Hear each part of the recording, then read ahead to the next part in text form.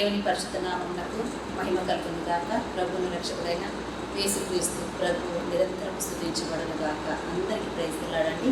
దేవాది దేవునికి కృతజ్ఞత వందనాలు. మీ అందరికీ కూడా ప్రైజ్లా. ఈరోజు మనల్ని ప్రేమించి మరొకసారి ఆయన కృపలో మనల్ని బలపరిచి మనకిస్తున్న జీవవాక్యమును మనం జ్ఞాపకం చేసుకుంటూ ఆయనలో కొనసాగుదామండి.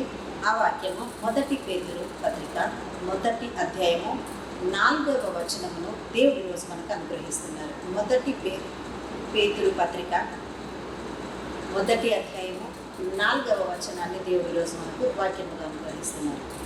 చూసుకుందాము. మన ప్రభువు యేసుక్రీస్తు తండ్రి అయిన దేవుడు స్తుతింపబడును గాక. మృతులలో నుండి యేసుక్రీస్తు తిరిగి లేచుట వలన జీవముతో కూడిన నిరీక్షణ మనకు కలుగునట్లు, అనగా అక్షయమైనదియు నిర్మలమైనదియు వాడబారనిదియునైన స్వాస్థ్యము మనకు కలుగునట్లు ఆయన తన విశేష కనికరము చొప్పున మనలను మరల జన్మింప చేసెను. ఈరోజు దేవుడు మనకిస్తున్న వాక్యము చివరిగా ఉన్న మాటలేనండి. ఆ వాక్యమే దేవుడు సెలవిస్తున్న మాట. వాడబారనిదియునైన స్వాస్థ్యము మనకు కలుగునట్లు ఆయన తన విశేష కనికరము చొప్పున మనలను మరల జన్మింప చేసెను అని దేవుడు సెలవిస్తున్నాడు. ఈరోజు ఒక నిశ్చయిత కలిగింది కదండి. మనకు ఒక కొత్త విషయం తెలిసింది కదా. కొత్త విషయం కాదు, తెలిసిన వాళ్ళకైతే తెలిసే ఉంది, తెలియని వాళ్ళకి కొత్త విషయం కావచ్చు. మనల్ని ఏం చేసి ఉన్నాడండి దేవుడు? తన విశేష కనికరము చొప్పున మనలను మరల జన్మింప చేసెను. అంటే మనమందరం ఏమై ఉన్నామండి? తల్లి గర్భములో నుంచి ఒకరోజు, ఒక గడియ, ఒక టైంలో మనం భూమి మీదకి వచ్చి జన్మించి ఉన్నాం. కానీ ఎప్పుడు ఆ జన్మము లోకానుసారమైనది కావచ్చు, దేవునికి దూరమైనది కావచ్చు, ఇహలోకపరంగా జీవించిన జీవితమై ఉండొచ్చు, ఏదైనా కావచ్చు. ఆ ఒక్క జన్మం వేరే ఉంది. కానీ దేవుడు సెలవిస్తున్న మాట ఇంకొక మళ్ళీ మనల్ని జన్మింప చేశాడు. అది ఎలా జరిగిందంట? దేవుడు సెలవిచ్చే మాట, మనకు కలుగునట్లు, అనగా అక్షయమైనదియు నిర్మలమైనదియు వాడబారనిదియు అయిన స్వాస్థ్యము మనకు కలుగునట్లు ఆయన తన విశేష కనికరము చొప్పున మనలను మరలా జన్మింప చేసెను అని సెలవిస్తుంది. అంటే దేవుని నామమును అంగీకరించి ఆయన రక్తము చేత కడగబడిన ప్రతి ఒక్కరము కూడా మరలా జన్మించిన వారము మనం అయి ఉన్నాము. ఇది దేవుడు ఇక్కడ సెలవిస్తున్నాడు.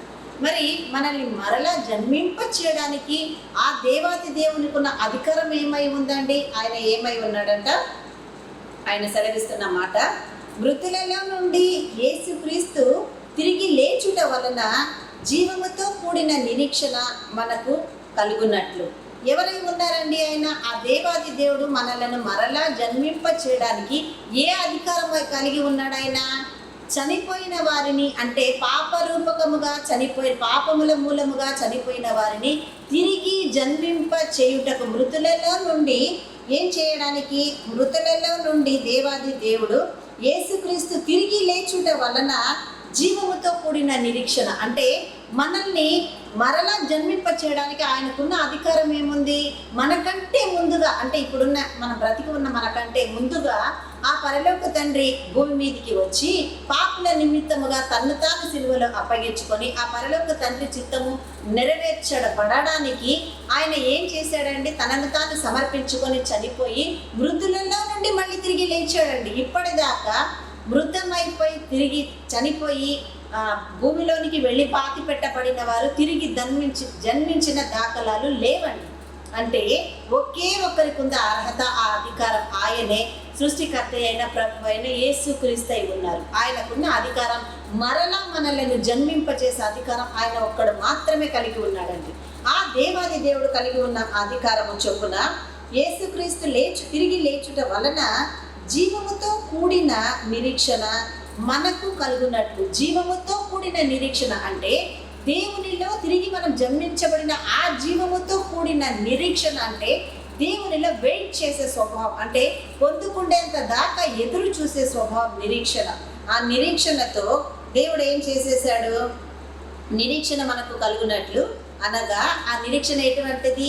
అక్షయమైనదియును. అక్షయం అంటే నశించిపోయేది కాదు, నిరంతరం ఉండేది.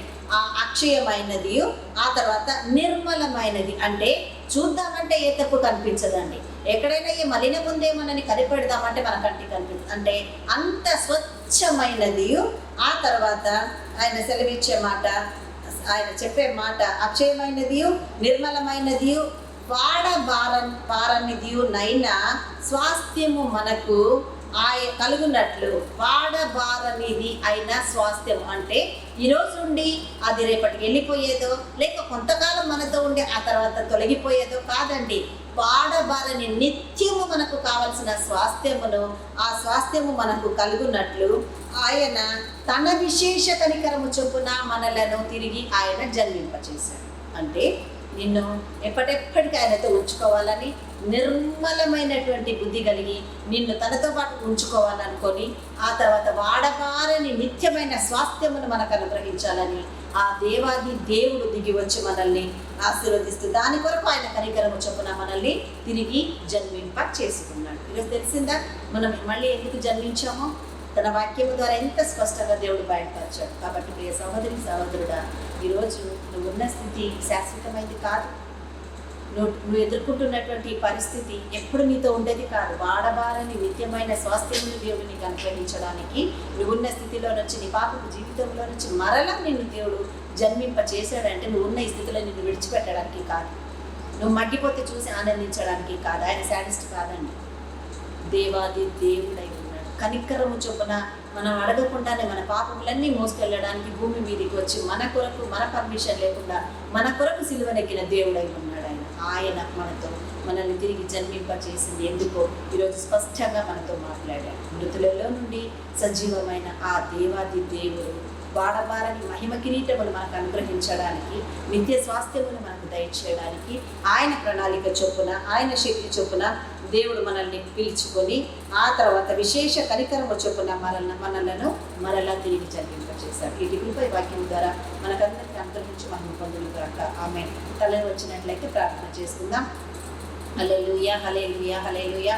స్తోత్రం, స్తోత్రం, స్తోత్రము దేవా, స్తోత్రము నా తండ్రి. బిడ్డ వాక్యాన్ని బట్టి మీకు వందనాలు. ఎంత బలమునిచ్చి ఆదరించావు నా యేసయ్య. మమ్మల్ని తిరిగి జన్మింప చేసావు తండ్రి. అంటే మేము పాపులుగా ఉండడము నీ చిత్తము కాదు కనుక పరిశుద్ధులుగా ఉండడానికి, అయ్యా యథార్థతతో ఉండడానికి, నిర్మలమైన మనసాక్షి కలిగి ఉండడానికి, అక్షయమైన దానిని పొందుకోవడానికి, వాడబారని స్థితిలో మమ్మల్ని స్వాస్థ్యము మాకు ఇవ్వడానికి మమ్మల్ని తిరిగి జన్మింప చేసావని మాట్లాడేవు తండ్రి. అందుకంటే నువ్వు మృతులలో నుంచి తిరిగి లేచిన అర్హత కలిగిన, అధికారం కలిగిన దేవాది దేవుడు వైపు ఉన్నావు. నీకు స్తోత్రం, వందనాలు. విన్న వాక్యాన్ని మళ్ళీ నిలుకటి ఫలింప చేసి వాక్యానుసారంగా జీవించడానికి మీ ధన్యత మాకు దయచేయండి యేసయ్య. దేవా నీకు స్తోత్రం. ఈ ప్రపంచ దేశాల మీదకి మీ హస్తాన్ని నడిపించి శాంతి సమాధానముల చేత నింపమని ప్రార్థిస్తున్నాను తండ్రి. ఎండల వలన ఎవ్వరు కూడా సోలిపోకుండా నీ కృపాహస్తంలో వేగ స్తంభముగా మీరు తోడై ఉండి దీవించమని ప్రార్థిస్తున్నాను తండ్రి. అయ్యా వివాహం కాని వారి కొరకు ప్రార్థిస్తుండగా వివాహ సంబంధాలను వారి జీవితాలలోనికి నడిపించండి అయ్యా. నీకు స్తోత్రం. నీ చేత కట్టబడడానికి, ఒకే జీవితంలో ఉండడానికి సహాయం చేయండి అయ్యా. నీకు వందనాలు. ఆ నాయన భార్యాభర్తల మధ్యలో సమాధానం లేకుండా కుటుంబంలో అశాంతితో కొట్లాడుకుంటూ జీవిస్తున్న వారి మధ్యలోనికి పరలోక తండ్రిగా, సమాధానకర్తగా నీవు దిగి వచ్చి సమాధానపరచుమని ప్రార్థిస్తున్నాం దేవా. ఎవరికైతే పిల్లలు లేరో ప్రభా, గర్భాలు తిరుగుబడిన స్థితిలో ఉన్నాయో వారికి అందరికీ ప్రభా యేసు నామమున సంతానం అనుగ్రహించమని ప్రార్థిస్తున్నాము నా దేవ. ఎవరైతే ఆర్థిక ఇబ్బందులు, అప్పుల భారంతో ఉన్నారో వారికి సమృద్ధినిచ్చి మీరే మహిమ పొందమని విన్న వాక్యాన్ని బట్టి మీకే కృతజ్ఞత స్తోత్రములు చెల్లిస్తూ యేసు నామమున మా ఈ ప్రార్థన మీ ఆశీర్వాదంగా మేమందరము కూడా మీ ద్వారా అడిగి పొంది ఉన్నాము మా తండ్రి. ఆమేన్, ఆమేన్, ఆమేన్. హల్లెలూయా. అందరికీ ప్రైజ్ తెలాడండి. ఈరోజు వాక్యం ద్వారా మేము ఆదరించబడ్డాము. ఈ వాక్యం మా కొరికి దేవుడు ఇచ్చాడని అనుకున్న వాళ్ళు ఎవరైనా ఉంటే, ఈ ఆదరణ వేరే వాళ్ళకు కూడా అందితే బాగుంటుందన్న ఆలోచనతో ఉంటే దయచేసి ఈ వాక్యాన్ని అందరికీ షేర్ చేయండి. మీ స్నేహితులకు, మీ బంధువులకు, మీ సన్నిహితులకు అందరికీ ఇది షేర్ చేయండి. మరి ముఖ్యంగా ఈ వాక్యం అందరి దాకా వెళ్ళాలంటే ముందుగా ఈ ఛానల్ని సబ్స్క్రైబ్ చేసుకోండి. అందరికీ